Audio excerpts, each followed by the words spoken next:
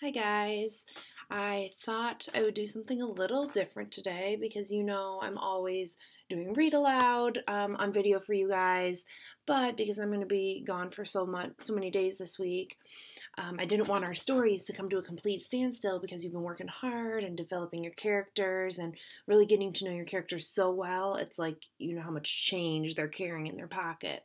So I decided I'm going to try something new and try to teach a couple mini lessons as well so that our stories don't have to wait until I get back.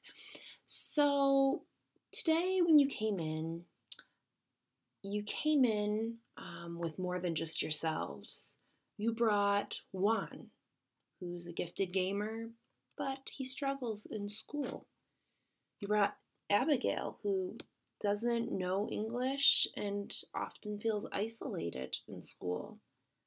You brought Jordan, who's very self absorbed until one day he gets into a terrible accident. And you brought Andy, who doesn't have a lot of friends and pushes people away so that she doesn't appear vulnerable. And I know some of you are thinking, that's my character she's talking about. And it is. Because the fact of the matter is, when you walk in the doors of the classroom, with your story in your mind, those characters, you carry them with you. You carry them with you into class, home, you take them home with you, and you're always constantly thinking and formulating the direction that this character is going to take, even before you start writing the story. I made a chart that I want to show you here, and this chart really shows a lot of the different things that I noted when I was reading through your characters on how or ways that we can develop characters by thinking about different attributes. And so you can see these are some ideas that I got from you guys: collections, favorite clothes, special places, treasures, worries, quirks, secrets, relatives, ways of walking, talking, and gesturing, best friends, and phone calls. So these are all ways that you've been creating your characters, and your characters are going to be evolving over the course of the story, I'm sure. So let's look at our objective for today. You can see that our objective is as follows. Although there are oodles of things we can think about as we develop our characters, there are just one or two things that we must think about.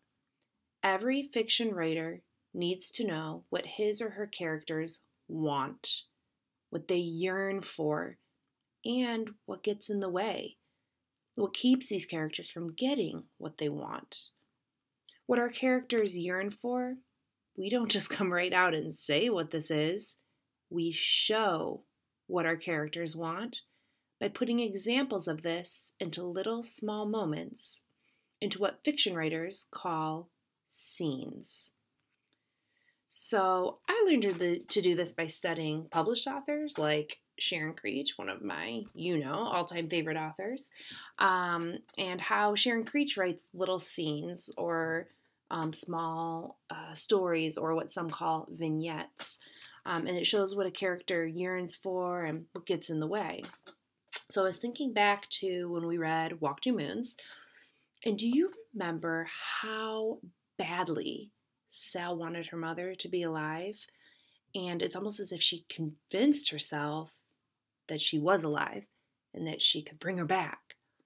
And then I started thinking about, do you remember the scene when Sal's trying to convince her dad that Margaret Cadaver is evil in the hopes that he won't fall in love with her?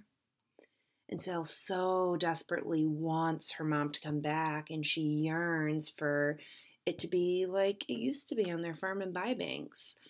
So this scene that I found back from Walk to Moons, I think it really reveals how badly Sal wants her mom to come back without directly coming out and saying it.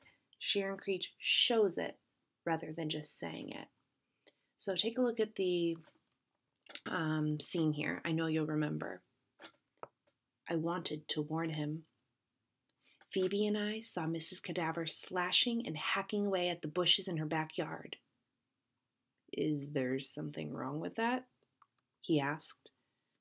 I tried another approach. Her voice is like dead leaves blowing around, and her hair is spooky. I see, he said. And there is a man who visits her. Sal, that sounds like spying. And I don't think we should go over there anymore. Dad took off his glasses and rubbed them on his shirt for about 5 minutes. Then he said, Sal, you're trying to catch fish in the air. Your mother is not coming back. It looks like I was merely jealous of Mrs. Cadaver. There, in the calm light of my father, all those things that Phoebe had said about Mrs. Cadaver seemed foolish. So I just love the way Sharon Creech really shows that longing that Sal has to bring her mom back through this small scene. You know, some say that fiction is kind of like a brick wall, and all the bricks that go together make the stories, make the scenes or the vignettes. And so this scene shows what life is like for Sal, with her so badly wanting her mom to come back. And I think we see how desperately she wants her father to forget about Margaret and to remember her mother. So it's important that when we're developing our characters, we need to think not only about what our characters want and what gets in the way, but we also need to think about how we can create little scenes to show this. So let me try this, and I'm going to have you guys to help me with this, thinking about the character from my story, the girl who, Serena, who is so painfully shy at school, and then she can actually be herself at home. So I'm going to get us started just by thinking about what she wants. So we know, according to the character chart I filled out, she's going to be painfully shy in school. She doesn't want to stand out. She never wants the attention on her. So I was thinking that maybe I could start with a scene with her in school, like in one of her classes, in order to show this. But I really need to show, what does she really want? And I think she wants to be able to come out of her shell more, to not be so shy, to act more like herself. So can you turn and talk to the person next to you for a minute and just think about how this scene might go? Go ahead and turn and talk.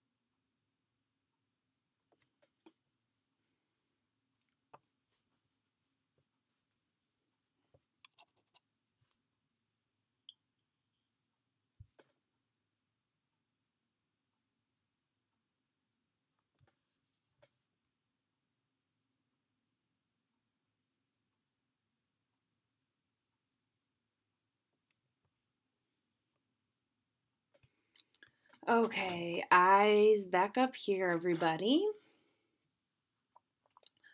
I'm sure that you came up with really great ideas, and I wish I was there to hear them.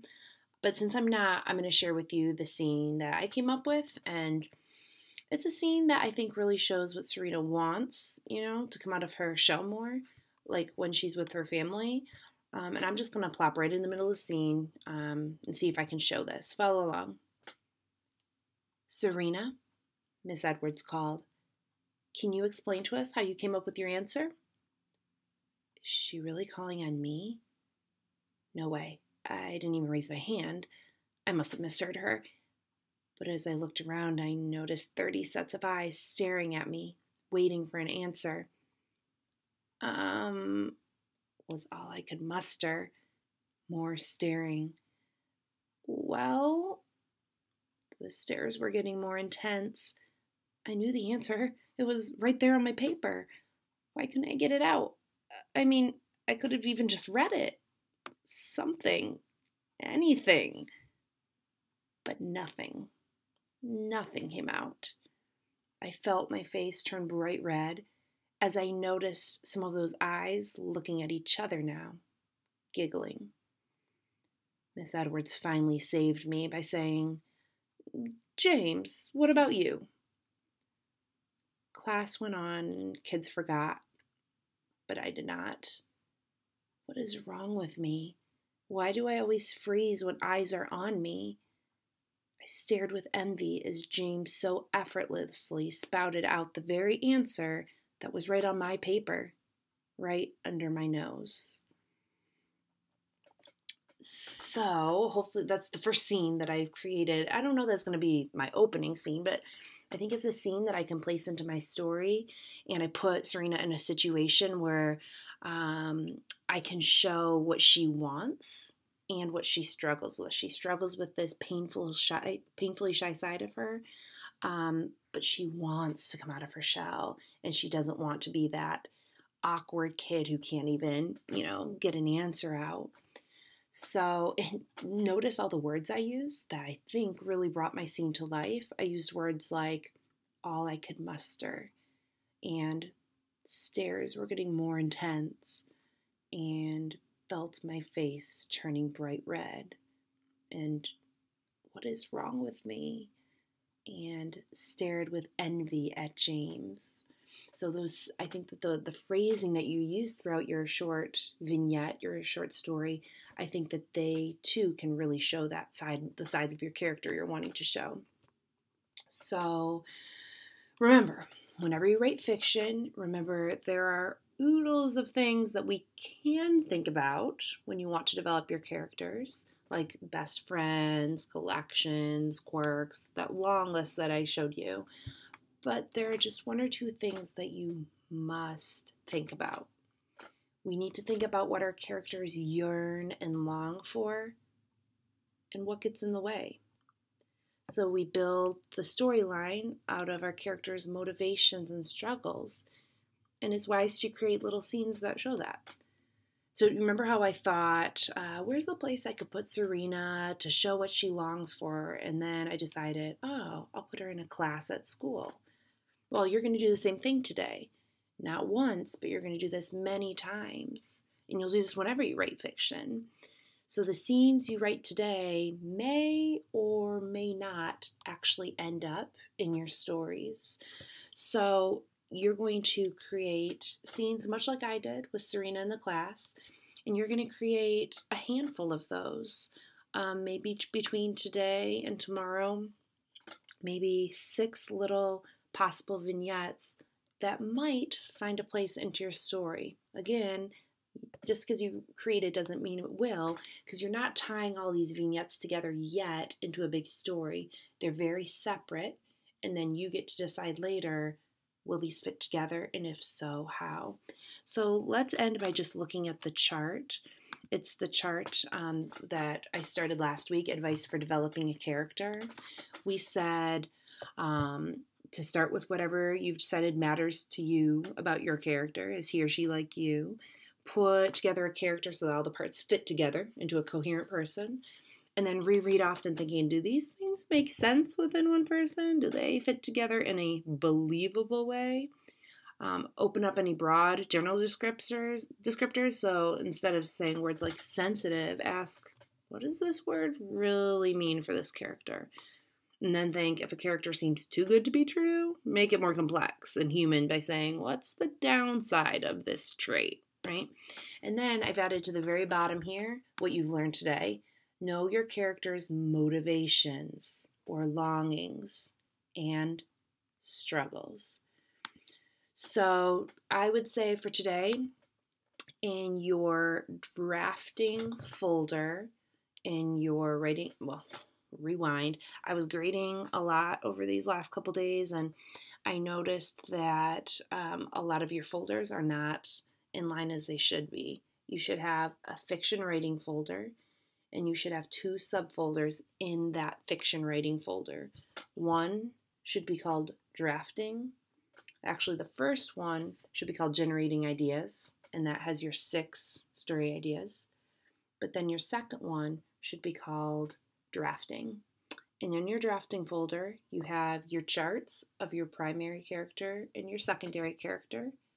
And then today you're going to add to that. Today you're going to label the document. Let me think about this. You can label the document scenes that show characters' motivation and struggles. Oh boy, that's kind of long. Let me say that again. Scenes that show characters' motivations and struggles. And just like you did before, and you can rewind the video a little bit if you need to remember that a little bit later.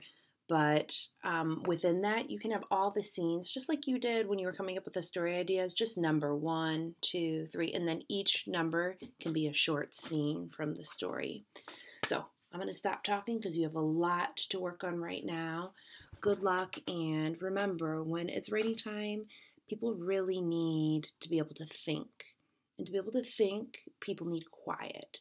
So I know you probably have a lot of ideas going on in your head right now, but do your very best to not chit-chat about them, because chances are you'll be disturbing people around you, and you want to respect all the other writers around you. So good luck with your writing, and since you've already shared your folders with me, I look forward to reading them tomorrow night to see the different short vignettes, short stories that you're starting to create for your big story.